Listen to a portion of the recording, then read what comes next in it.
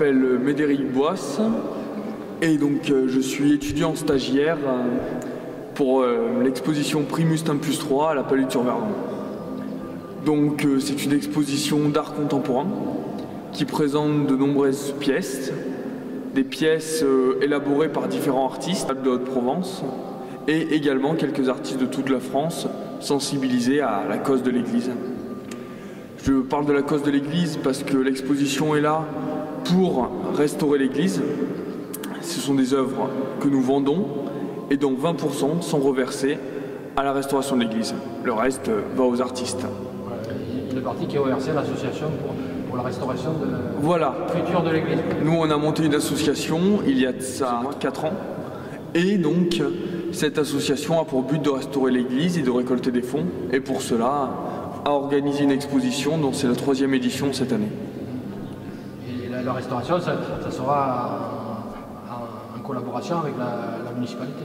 Voilà, donc nous, la municipalité nous aide. On voit aussi avec le conseil général, la communauté de communes. Voilà.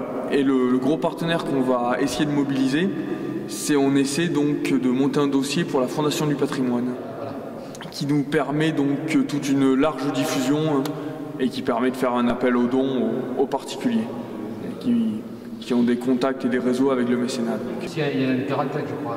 Alors il y a une quarantaine d'artistes effectivement, mais une quinzaine sont répartis dans l'église.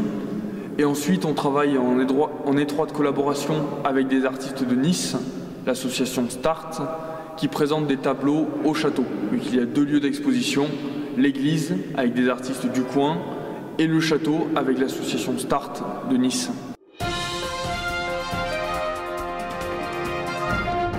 On ouvre, nous, à l'église, on l'ouvre de 10h à 13h et de 16h à 19h30.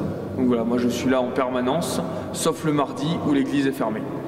Et le château, c'est les mêmes horaires aussi? Non, le château, c'est 10h midi, 16h, 18h.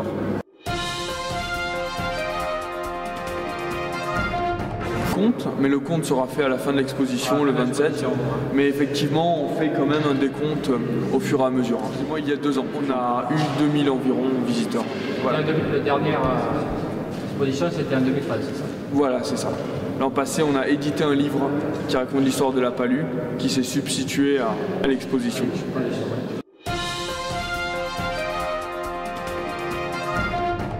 Le montage de l'exposition, ça va être quand même une grosse organisation.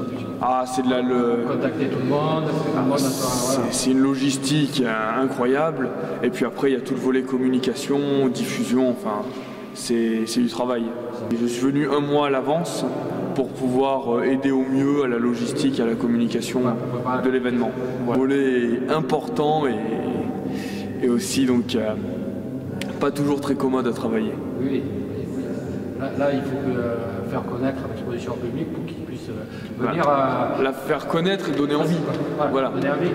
Bon, les artistes qu'il y a, sont quand même des artistes reconnus. Ah oui, on a eu, donc dans notre catalogue, on a des artistes qui ont leur notoriété. On a une artiste cubaine qui est en ce moment à la Biennale d'art contemporain de la Havane. On a un homme très implanté sur la Côte d'Azur. Enfin, on a des artistes donc qui ont une bonne notoriété. C'est des œuvres donc qui ont un véritable cachet artistique. Hein. Et l'exposition, elle dure jusqu'à quand? Jusqu'au 27 mai. 27 mai. Voilà. Donc, au 27 mai à 19h30, je fermerai la porte de l'exposition. Pour cette année 2020. Exactement.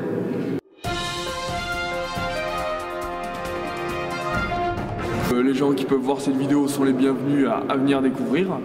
Si, la chose que l'on pourrait ajouter, c'est que c'est également pour nous, en plus des artistes, l'occasion d'ouvrir l'église, qui n'est pas toujours accessible au public.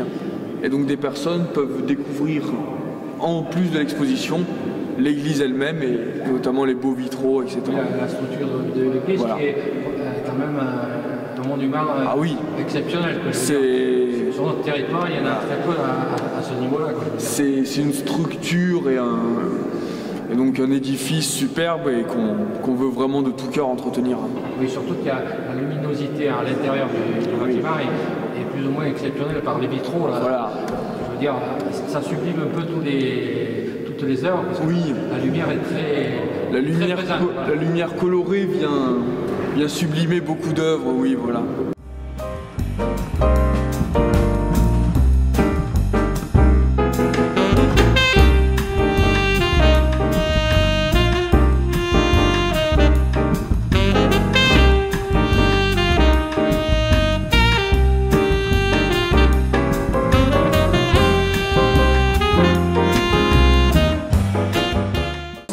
C'est un lieu d'exposition privilégié, hein. Donc voilà, ça s'y prête merveilleusement bien. Et donc en plus, nous, on aide un petit peu les artistes dans leur diffusion, vu qu'on les expose, et eux nous aident donc à restaurer ce bel édifice. C'est vraiment l'exposition et l'église se complètent parfaitement. Oui, ça fait une belle association. Oui, c'est une très belle unité, oui.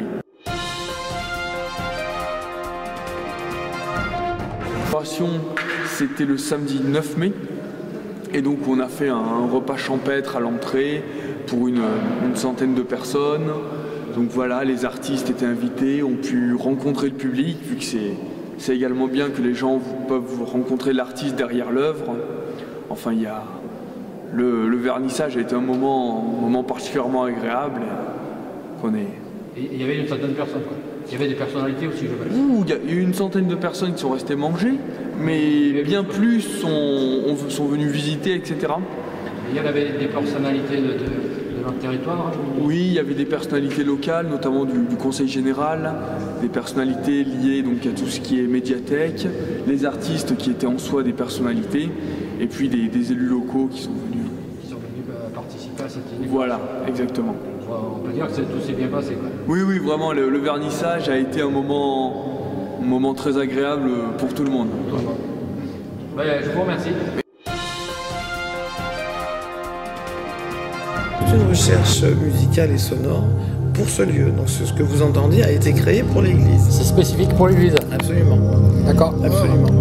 Donc il y avait en même temps que ce son, comme l'autel, on le sait, était tout dispersé par terre et tout, l'idée était vraiment de redonner à l'autel sa place en le laissant casser et en faisant émerger donc un orgue, parce qu'il n'y a plus d'orgue non plus dans l'église, avec dessus donc ces fameux CD qui sont peints.